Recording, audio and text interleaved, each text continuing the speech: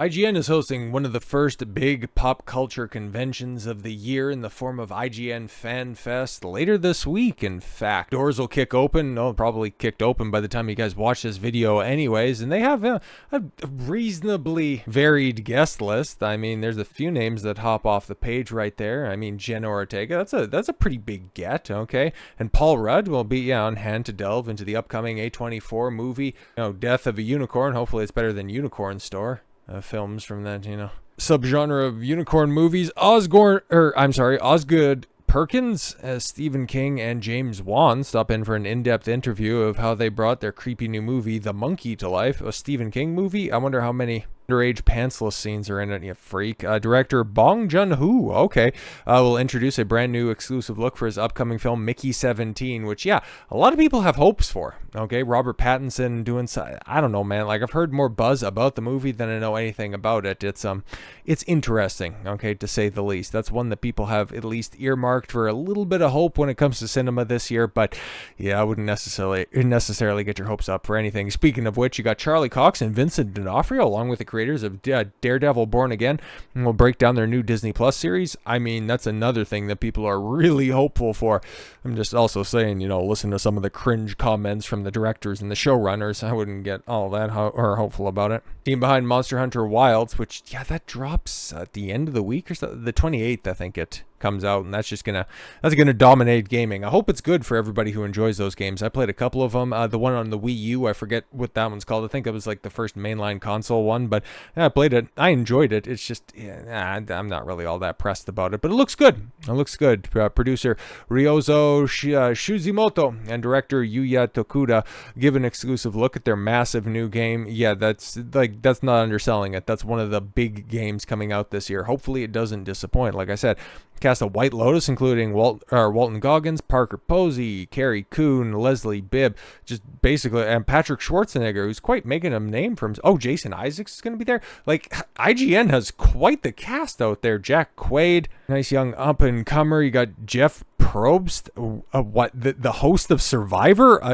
That's a weird one. Jeffrey Dean Morgan, that's pretty cool. I've got a fondness for him. Does anybody remember the movie The Losers? A lot of fun that one. But then, of course, I would say right here we got George R.R. Martin. To me, I'm looking at that name right there and going, really, you got more time to come down to a convention, huh? That's interesting. Sits down with us. Well, of course he's going to be sitting down to talk about the new movie In the Lost Lands. Oh, he's made a movie based on his short story.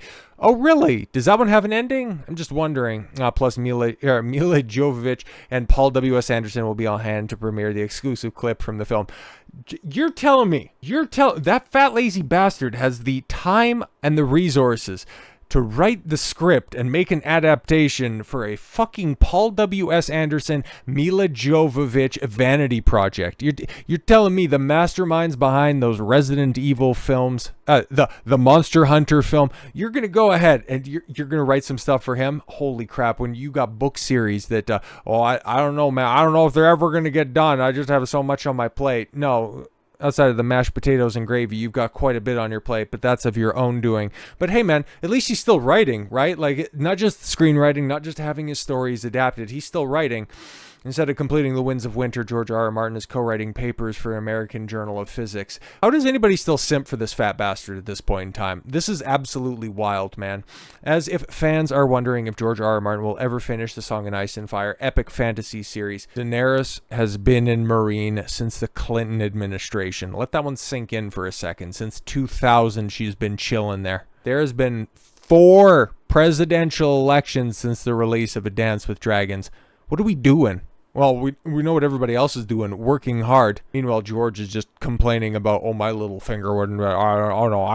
He's definitely going to be different than how he went out in the show. Well, I hope so, because that was pathetic, but it's just as pathetic as your work schedule. We're complaining about House of the Dragon, not mentioning how HBO totally screwed over Ryan Condal by chopping off the last 2 episodes of his season to try to staple him on the front end of season 3, which is just going to become a total cluster, which, God, I hope season 3 is good, and I hope it doesn't get dicked around too much. But if they're worried about budgetary constraints for season 2, I mean, you got several big battles in season 3 that are on the horizon. How are you going to navigate that? But I digress. If I'm worried about that, I mean, George he'll just go ahead and assuage anyone's fears by just complaining about how, just, you don't know about the butterfly effect, and if you change one thing, there's just a ripple, and, it's just, you don't know how things are going to end up working because you didn't have a kid in one place that is inconsequential. Tard.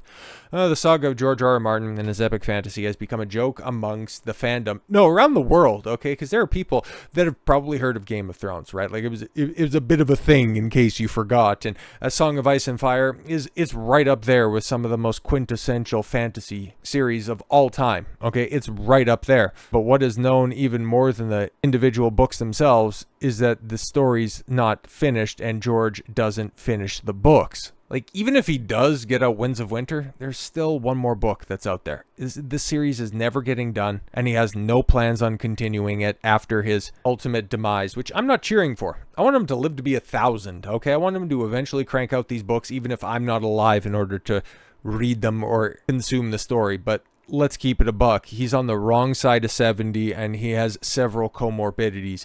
He's not long for this world, and if he wants to go out there and he wants to go ahead and accomplish everything that he can, he wants to take every opportunity that he thinks is fun at this point in time, I'm totally for that. Just hand the reins off to somebody who is competent and can finish the books. Because if you set out with the idea that you're going to be telling this big, sprawling fantasy epic, you're giving a soft contract to your audience by saying that, yeah, put your trust in me and I will take you on this thousands of page tome. Okay, we will go through years, we will go through characters, and we will be able to tell such a fantastical story. As long as you give me your trust and you buy in early, you can be in for the full cathartic ride. But now, because he has TV series, because he has movies of his works and video games wanting to be adapted, and that he can just lend his likeness to for a hot second and get fat royalty checks, just about as fat as his waistline going forward, yeah, he's deciding to take that up. And the thing that made him famous to begin with, he left the chick that he came to the dance with, okay, because there's other hotter escorts for him to just shake it with. Unbelievable. People have been laughing at his inability to write the conclusion of his epic fantasy series for books,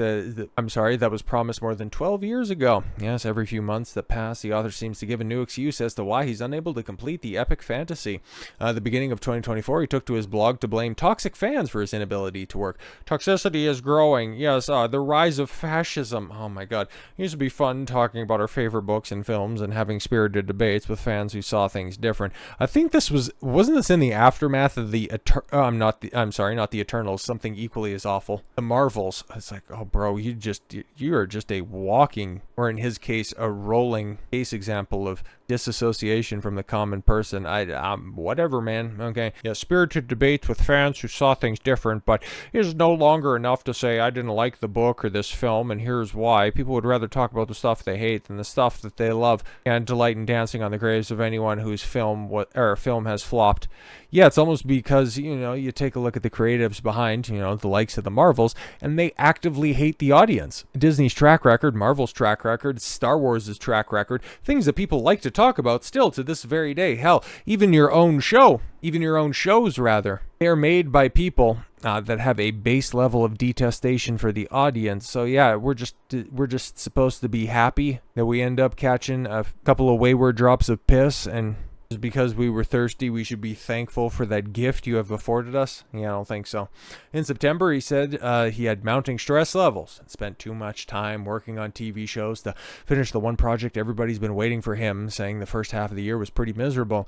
And then he cited the death of his friend and paralyzing his work efforts, before saying, nor did I find much solace in my work. Yes, woe is me. And see, that shit would carry a little bit more weight if you wouldn't, pun somewhat intended, if you didn't constantly wheel out all of these excuses. You just look pathetic, okay? Writing came hard, and then, though I did produce some new pages for both Winds and Blood and Fire, I would have liked to turn out a lot more. In December of 2024, he spoke to Hollywood Reporter to hint that he might not get the books finished before he dies. I mean, yeah, you've got Blood and Fire, the sequel to Fire and Blood, the second part of the Targaryen history. You've also got to put a bookend on the Duncan Egg novellas, the Hedge Knights series. Those need to get done, and then, of course, yeah, the mainline series. But no, I got TV shows to consult on, which it's so funny, right? Because he simultaneously will say that, oh yeah, all of his time is taken up by these TV shows, but then he also gets locked out of the writer's room for House of the Dragon, that, he can only voice his displeasure online. So what is it? All of your time's being taken up, or you have all of this free time because nobody's allowing you to do the stuff that you're contracted to do,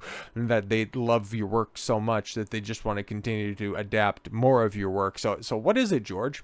He told them, unfortunately, I'm 13 years late. Every time I say that, I'm like, how could I be 13 years late? I don't know. It just happens a day at a time. And while he has all the excuses for not finishing A Song of Ice and Fire, it seems the reality is George decides to get himself distracted as to not work on The Winds of Winter. Political analyst L on X posted, oh yeah, good on L, good account, okay, mocking the author, pointing out the new paper was released in the American Journal of Physics. Okay, now I don't know his background when it comes to science, okay? I'm not one of these people that, needs to ask for his credentials, okay? Did you study X, Y, and Z for a while? I know that he used to write science fiction books, and I think he worked at university for a minute, but frankly, if you have a passion for that stuff and you want to write on it, I mean, that's totally fine, man. I don't really care much about that. It's just if you have all this time to dedicate to that and you have all of these other projects, I mean, you're gonna have some people ask some questions, just saying. She said, George R. R. Martin just co-authored a research paper for the American Journal of Physics on the evolution of a fictional virus.